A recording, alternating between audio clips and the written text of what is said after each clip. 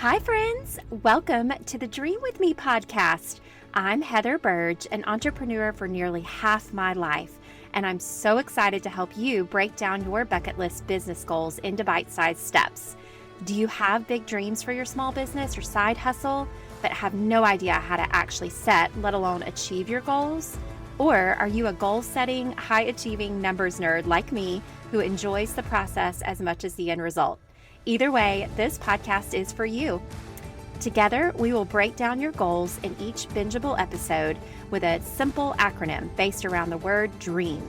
I'll help you D, decide what you really want, R, reverse engineer what it takes to get there, E, embrace your numbers, A, ask for accountability, and M, make some momentum. Are you ready to dream with me today?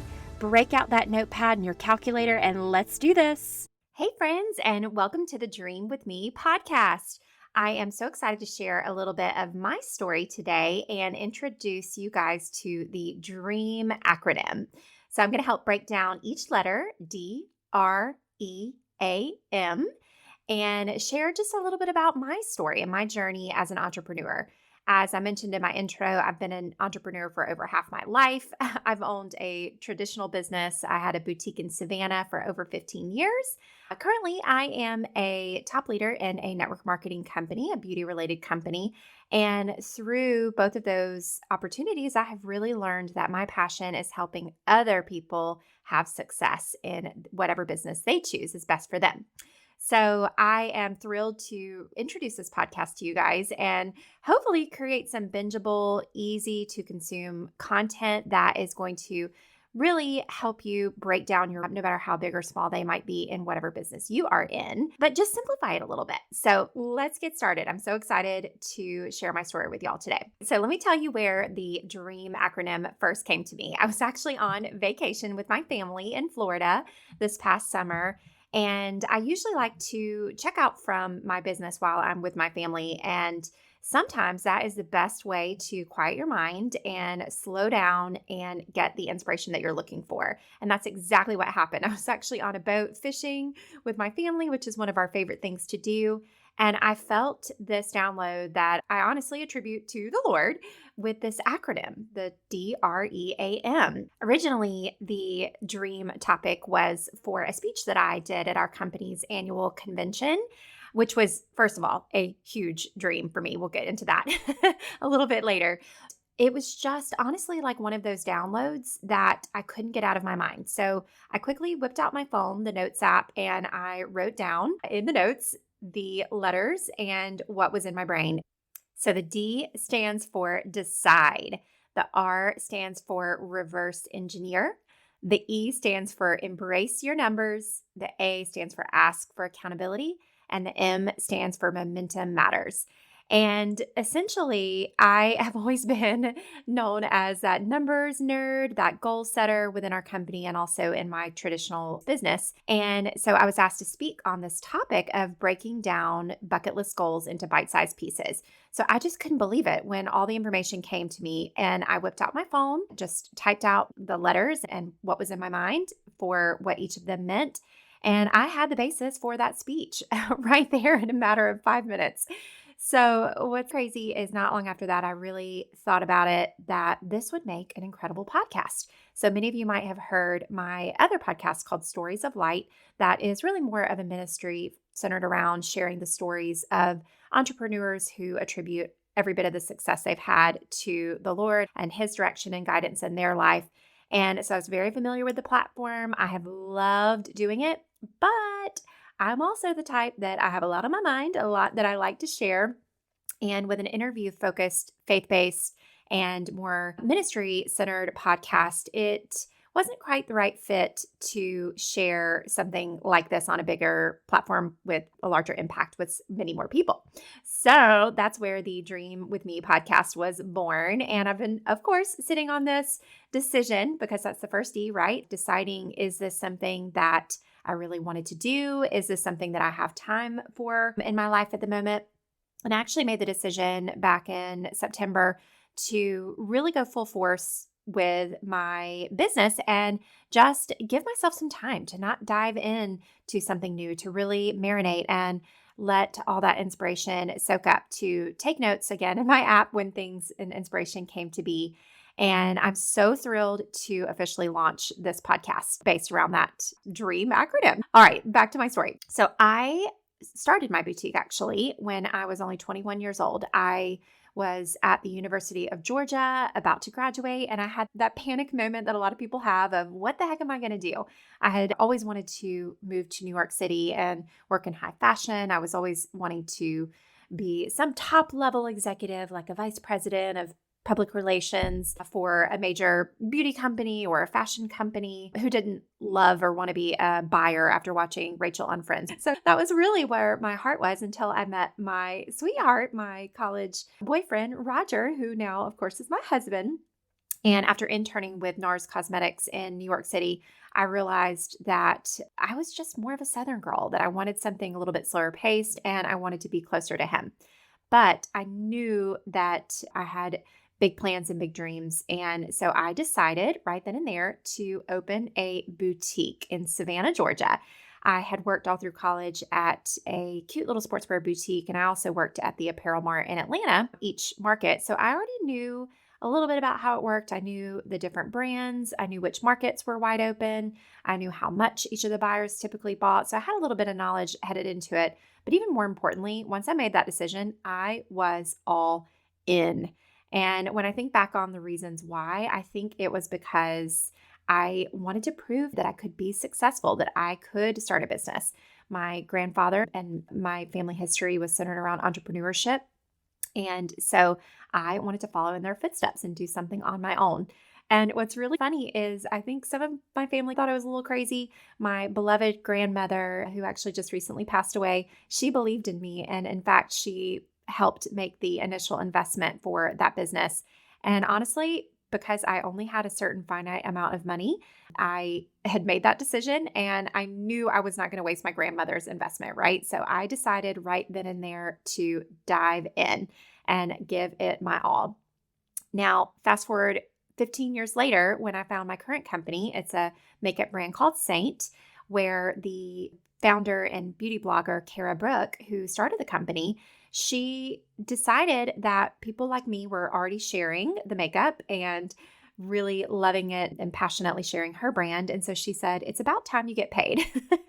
And I was totally a burned out business owner at that point, 15 years surviving a recession, owning 3 different stores at one point in time, paying my employees and my manager more than I was paying myself, that I really just decided that having that little bit of extra income, my dream at the beginning was to just make $2,000 extra a month. I knew that would really be a blessing for our family. And so I decided, even though I was leery of the network marketing industry, I'd had a bad experience in another company prior where I'd invested a ton in inventory and felt the pressure of recruiting all of my friends and family. So I decided that it was worth the risk and diving into the unknown, if you will, to partner with my mentor and dive into sharing this company, knowing that I would not make the same mistakes that I made before. And so I'm sharing both of these examples, and of course I'll dive in more as we continue the podcast, but the key elements to both running my successful boutique and now the current company I'm with was making that decision to go all in. So let's move on to the R. So R stands for reverse engineer. Now, that's some big words that might make you just a little bit nervous, especially if you are not a math guru like I am, or someone who doesn't really love numbers or makes your brain spin. But essentially what it is, it's just figuring out exactly what you need to achieve those goals, right? So let's start with the boutique example. So when I started my boutique, first of all, I knew exactly what the amount that I had in my pocket to go to market, to do the renovations on the space, to pay my rent. I knew that was the only amount I had until I actually started making money. So that made it very simple to create a budget centered around my startup costs. Also, I rented my very first apartment. My husband and I were not engaged or married at that time. And so I had my own little apartment and I knew exactly what I needed to cover my rent and all of my living expenses. And funny enough, I remember the amount like it was yesterday, even though this was back in 2003.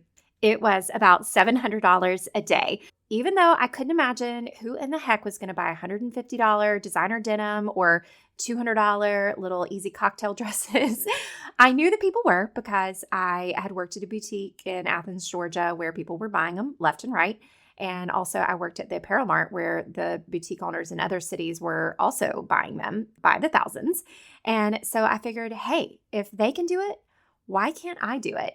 And so I knew that right from the beginning, I needed to sell about 5 pairs of those designer jeans each day in order to stay in business. And that's what I did. Well, guess what? My very first day, I doubled that goal. And that very first month, I exceeded the goal as well. And I continued to build and I continued to grow. But had I not known exactly what I needed to make it worth my while to start the business and also know that was possible, then I would have just been flying blind in starting that business. Same thing when I started my journey in network marketing. I knew exactly how much I needed to sell. Our comp plan is very generous in terms of the sales amount. And I knew that if I sold, for example, $4,000 in makeup, which seemed like a lot, that I would make at least $1,600 in that given month based off of the way that our comp plan pays. And so that's what I did. I set a goal, a dream in that very first month to hit our top highest level commission bracket, which was $4,000. And guess what? I exceeded that just by sharing it. And so right away, again, I started my business with a clear goal, with a clear knowledge of exactly what it took to get there. And that's the beauty behind reverse engineering. And of course, through the podcast, I'm going to show you guys how you can do the same regardless of whatever goal you're going for in your business. All right, let's move on to the letter E, which is embrace your numbers. So essentially, this is centered around comparison, right? So while it can be a great thing to be inspired by the success of somebody else, and for example, the boutique owners that I sold to at Market or my mentor that I decided to join with the company that I'm with now, they were obviously very inspiring to me. And I did want to do the things that they were, the actions that they were taking. However, I knew that I couldn't compare my numbers to theirs, right? So once I did get started, and for example, with the boutique, once I was about doubling that $700 a day and selling $1,400 to $1,500 a day in my business, then I had a benchmark from how to set further goals on how to grow. And same thing with my Seint business. So essentially, once I knew that I could hit that 40% commission bracket and then some, I think I sold over $5,000 that month, which guess what? Brought me that $2,000 goal right from the beginning, which is why I believe so much in this business model, because it certainly is a side hustle, even if you have a traditional business that can bring you additional revenue. And if you pick the right company, that unlike my previous endeavor where I had to drop thousands, I guess I didn't have to, but where I chose to drop thousands in inventory and put it on a credit card, instead of starting my business in a profitable state, I was starting it in a place of debt, right? Where I knew not to make that mistake. With my current company, I bought the smallest starter kit and made that investment back with my very first post. But essentially, once I really got started, and without getting started in whatever it is that you're going to do, you won't know what your numbers are and how you can center your growth goals, embracing your numbers. Now, I did not always get this right in either business. When I had my boutique and in the retail world, I definitely got stuck in that retail rat race of which boutique had which designer brands and what brands were exclusive to me. And once I started to have friends that had boutiques, it was easy to kind of get stuck in that comparison mode, right? So I'm not saying I always got it right, but those are important lessons that I had to learn as a traditional business owner. And those are lessons that I hope to teach you through this podcast. Same thing goes with my traditional network marketing business. It is definitely an amazing business model, but it can also sometimes bring out the worst in us, right? So things like envy or greed or pride can get in the way. And so we have to consciously focus on our own journey. And the best part about the business model, as my mentor Bob Heilig says, is it's a personal development program with a compensation plan attached, right? So even though at the very beginning I was not the fastest to rank, I had people outselling, outranking right at the beginning, I knew that my customers loved it. I knew that if they tried the makeup, they bought it. I knew that every time I put the makeup on someone's face, their face lit up and they were so happy. So guess what? I focused my energy and my business on getting the makeup on as many faces as I could. And I just duplicated the efforts that led to the results. And that's how I built my business. Next up is the letter A, which stands for ask for accountability. So do you do a word of the year? I'm super curious. You'll have to let me know if you have chosen one for 2022 or if you even know what I'm talking about. But this was actually something I learned at church probably about 10 years ago when I first started going. That's another story for another day. But my word of the year for, 2019 was accountable, because I was not asking others to hold me accountable to the things that I was going to say that I was going to do. And it can be anything from business to even in the car. I told my kids that I wanted them to hold me accountable to putting my phone down while I was in the car and focusing on them. So it's been, my girls love using that word, Mama, we're holding you accountable to whatever it is that they would rather be doing at the time, right? But essentially, accountability is what is going to help you stay focused. How many of you guys have tried to start a workout routine or set a goal to lose 10 pounds? I'm there now. But without really linking arms with someone else, whether that's a coach or with a neighbor friend or a group of girlfriends to get together and work out, it can be really difficult to tackle it on your own. And the same is in effect in your business. So I'm going to invite you guys to ask for accountability. So for example, when I had my boutique, I was blessed that 3 of my closest friends, through my bridesmaids actually, also had boutiques at the time. And it was awesome because we could bounce ideas off of each other. We all had different strengths and weaknesses. We could go to market together and celebrate the wins together. We could cry on each other's shoulders when things got hard and especially when the recession of 2008 hit. But essentially, they held me accountable to being the best that I could be with my business. Now, in my current business of network marketing, I honestly don't think I could do what I do now, and certainly not have had the growth that I've had over the last 5 years in business without the accountability of my mentors, my coaches that I've worked with. And that in turn has led me to focus on something that I call a weekly accountability meeting with my team. And I'm telling you, when you get a group together, even if it's just 2 or 3 people aligned in the same goals, you are much more likely to achieve those goals because you're having fun doing it together. You're keeping each other accountable to doing the actions and the steps that it takes to get there. And it creates the last letter, which is momentum. So M stands for momentum. And this is always the goal for growth. For me, the momentum that I created early on in my business. So again, I was a 21-year-old, fresh out of college. I actually skipped graduation day to open my boutique. I think I surprised everybody when I had that initial success right off the gate, which is not typical for opening a brick and mortar retail store. Usually it takes a few years to get profitable, if you ever get there. And I was profitable right off the bat. I had year over year really strong growth of doubling, if not tripling my sales. I moved about a year after opening the boutique. I moved to a larger space and had lots of money in the bank, giving lots of money to Uncle Sam. We're headed here into tax season, and many of you entrepreneurs know exactly what that's like. Funny thing, I actually haven't even told many people this, but I used to have back in those days, I called it collecting Christian Louboutin shoes. Oh my goodness, because I was like, I'd rather pay Saks Fifth Avenue than pay the government, and I could justify needing those shoes when I went to market. Oh my goodness, those were the days, both in a good way and a bad way. But again, that's a story for another day.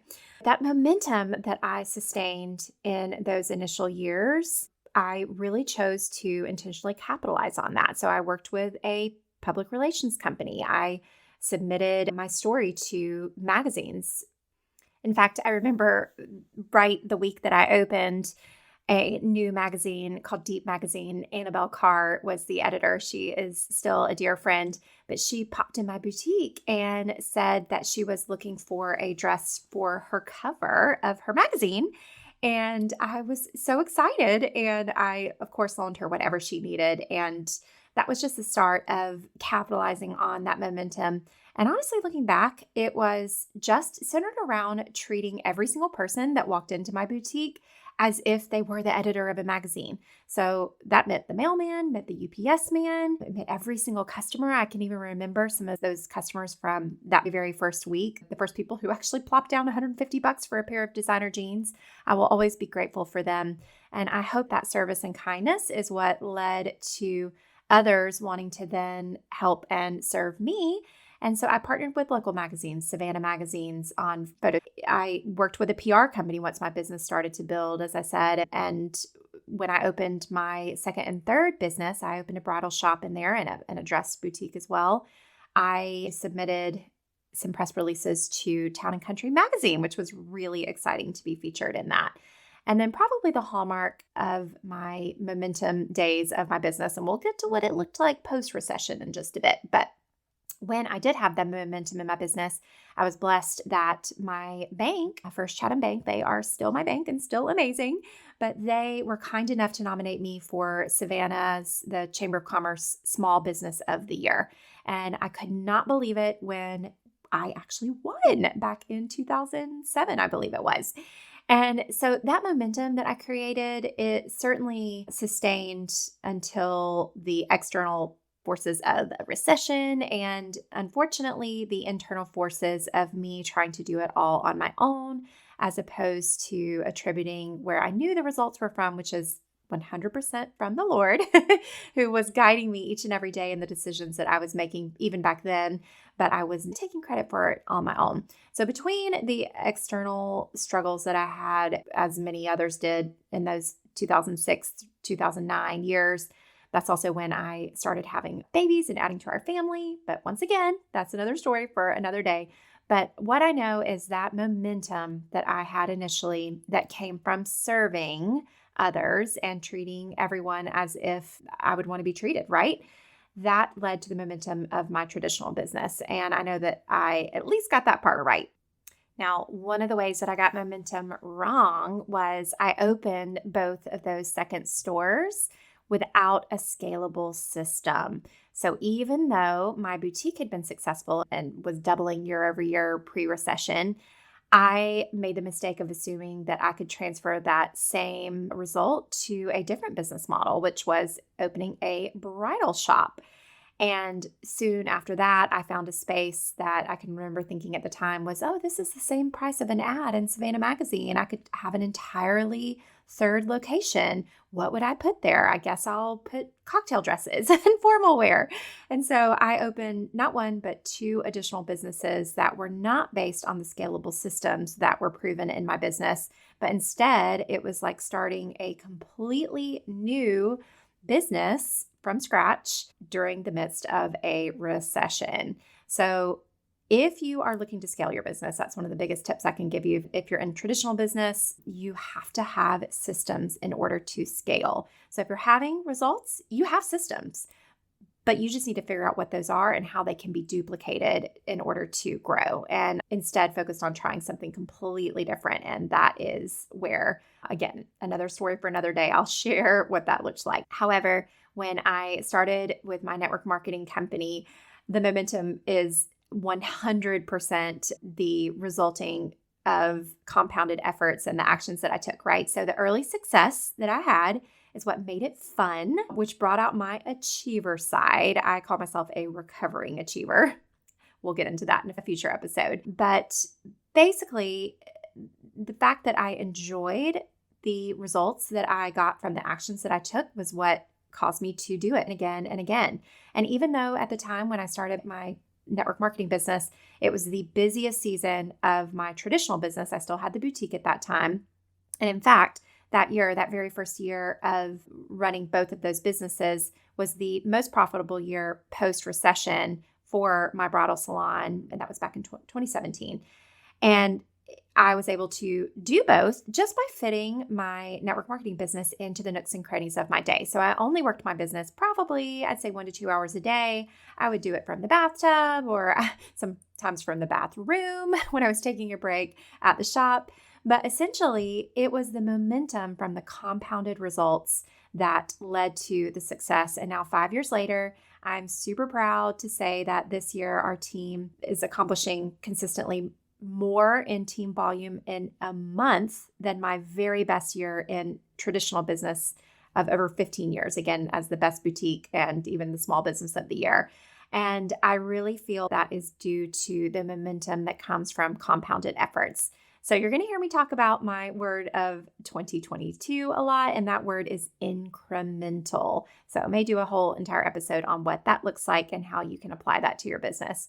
But just know that is what creates momentum, is incremental actions that build, and they start from things that you enjoy. So here's where I am now to wrap it all up. After 15 years in retail, I actually sold my business in 2019 to focus on, for me, what has become a much more lucrative and fulfilling role, which is essentially helping other women have success with their beauty businesses. So I will never get tired of sharing the magic of the makeup that I don't even say I sell it. I say I share it because it really is that simple. I'm not a makeup artist. I'm just someone who likes to help others simplify their makeup routine. But really my true passion is to help others leverage it as a business. And that has, in the past 5 years with that company, really led to just something really special. Now, you might be wondering whether or not I think it's the platform of network marketing that's led to the success and fulfillment in my life. And the answer is yes and no.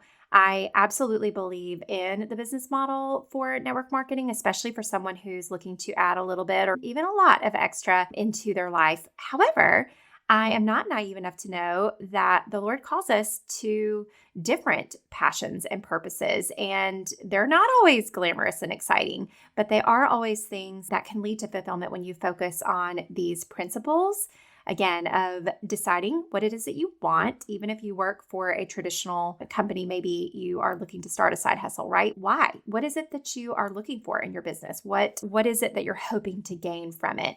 And you've got to dive all in once you make that decision. And then the reverse engineer. How are you going to do it? What does it take to get there? What are some of the other typical results of people who are doing the same thing? Now, also, don't forget to embrace your numbers. That's E, right? Because it is easy to get stuck in comparison mode. Comparison isn't just the thief of joy, it's the thief of everything. My friend and mentor, Laura Casey, always says that, and it's absolutely true in any business model. So keep that in mind. So embrace your numbers and figure them out along the way, right? And then ask for accountability. So once again, whether you are a traditional boutique owner, I encourage you to make friends with others in the boutique industry. Maybe you are starting a candle business or an Etsy business of some kind. There's such a great community. You can look on YouTube, you can look on Instagram and find others who are on that same path and share together what's working for you, right? And hold each other accountable to the goals in your business. And then last but not least, momentum. Momentum can be found in any business. I absolutely believe that when you focus on those incremental actions that stem from the results that you get from doing the things that you love. So figure out what it is that's working for you or what it is that's working for others in your business and take those steps and realize that the actions are what compounds into the momentum, which leads to always. So guys, I hope that this has been helpful for you to understand the DREAM acronym through the journey of my story. And lastly, I wanted to share why I had the dream of doing this podcast. So essentially, fulfillment comes from serving others. I know that. And while my story isn't always pretty, there's good, there's bad, there's ugly, there's lots of lessons learned. And I don't think that you can ever have success without having a lot of failures along the way. And that's my passion, again, is to figure out what works, to share it with all of you, and provide some simple tools and tips to help you achieve your dreams as well. So thank you so much for listening to my story today. And I can't wait to continue to share simple and easy tips and tricks centered around that DREAM acronym. So thank you guys again. Have a great week. Thank you so much for listening today. If this episode inspired you in any way, it would mean the world for you to share it with a friend or even take a screenshot for your stories. Just tag me at Heather K. Burge on Insta or shoot me a message to let me know what you thought about today's episode. And don't forget to check out heatherkburge.com for more information. Sending y'all big hugs and gratitude for dreaming with me today.